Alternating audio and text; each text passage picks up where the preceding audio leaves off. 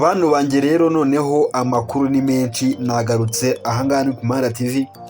Inkuru ya mbere tugiye kugarukaho ni umukobwa Nshuti Divine Muheto wabaye Miss Rwanda, akaba ubungubu ari kubarizwa muri gereza. Nk'uko uri kubibona rero uyu nguyu ni Nshuti Divine Muheto uri mu modoka ya RIB kabisa, aho agiye kuburanira hariya Kicukiro ku rukiko rukuru rw'ibanze rwa Kicukiro. Ari kumwe na Fata ku mavuta. Wowe icyo nkutse gukora subscribe ukande kunzogera, ubundi tubukomeze turebe inkuru yacu uko imeze. Reka dukomeze tunarebe rero uko yaje kumanuka ajya mu rukiko n'ibyavugiwemo. Tudatinze rero reka turambure inkuru zacu, ni nyinshi, amakuru yacu ni menshi, reka tuziturambure neza cyane nta namwe duhiseho. Nshuti Divine Muheto rero ubungubu yamaze gufungwa n'inzego z'umutekano mu Rwanda, aho bikekwa ko yatwaye imodoka yasinze akagonga yarangiza agacika akirukanka. Bavuga ko kandi atari ubwa mbere byari bibayeho, byanamubayeho agafatwa ariko agahabwa imbabazi bikarangira yongeye kubikora. Uyu mukobwa rero wabaye Miss Rwanda uyu munsi ku wa gatatu byari biteganyijwe ko ajya mu rukiko kuburana, imanza zikamushinja ibyaha nawe akagira uko abyisobanura. Kandi bibuke ko uno mukobwa ari umukobwa wa afande, ni umusirikare ukomeye cyane hano mu Rwanda kabisa, papa w'uyu mukobwa, ariko hano mu Rwanda ibyo ngibyo ntabwo bikora. Ube uri kwa Kagame, uri kwa minisitiri, mu gihe ufite icyaha amategeko arakugonga. Ibyo byo ngo uriho kwa kanaka kwande ntabwo bikora. Miss Rwanda rero 2021 ubungubu ari muri gereza kabisa, naho arimo kurya impungure nk'abandi bose. Ya nkuru yacu rero urayibona, umukobwa kabisa wabaye indangamirwa mu myaka yashize akamamara cyane, ubungubu yamaze gushinga urugo, yamaze kuva muri ya nzira ikunzwe muri iyi minsi n'abakobwa benshi. Ubungubu kabisa we yamaze kwivamo, aravuga ati ndabahariye, ibyo nabonye nabonye, ibyo ntabonye nabyo nibyo.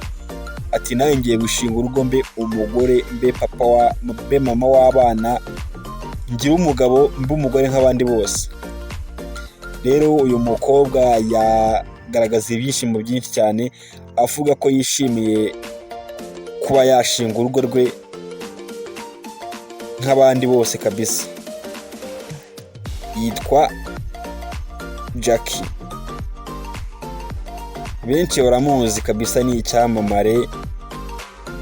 Ahubwo icyo cyatangaje benshi nuko yashatse umugabo ushinguye umeze neza. Urukundo ni iki? Benshi bavuze ko umugabo ashobora kuba yahawe n'uburozi kabisa, kubera ko ni umugabo ubona ameze neza cyane. Sinzi ko yari witamo uyu muntu.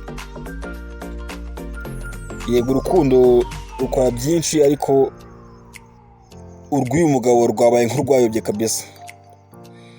Yego ntitwamucira imanza, ariko biragaragara ko harimo akantu.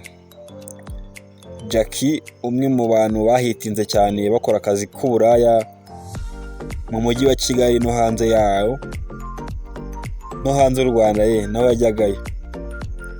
Yambitswe impeta, ari mu byishimo. Ini nkuru sasa, umuhanzikazi Karisa Karasira wamamaye cyane hano mu Rwanda nyuma yo gusohora indirimbo nziza cyane zijyanye n'umuco nyarwanda, ubungubu ari hafi gusohora album ye ya 4 kabisa iri hanze. Uyu muhanzi wazamutse akamara mu Rwanda hose no mu mahanga, akimara gusohora indirimbo ze za mbere yahise ashaka umugabo. Ubungubu ajya kuba muri Amerika kabisa, n'ubungubu niho ari gukorera umuziki. Uyu mugore rero yagiye ku mbuga nkoranyambaga ziwe arandika ko album ya 4 igeze kure, ari kwitegura neza cyane kandi ngo iryoshye cyane. Inkuru ni nyinshi. Bikira na Nesa, abangaba nibo bagabo kabisa n'umugore baririmba ibishegu, nibo Mr Bishegu hano mu Rwanda. Aba bavuze impamvu bakora bino bintu. bavuze impamvu bakora bino bintu kabisa ngo nibyo bintu bibinjiriza cyane, nta yindi ni amafaranga. Icyo nkibutsa ni subscribe, share and comment. Aha ngaha ni Kumanda TV, ndagukunda kandi mwese muraba agaciro kuri njye.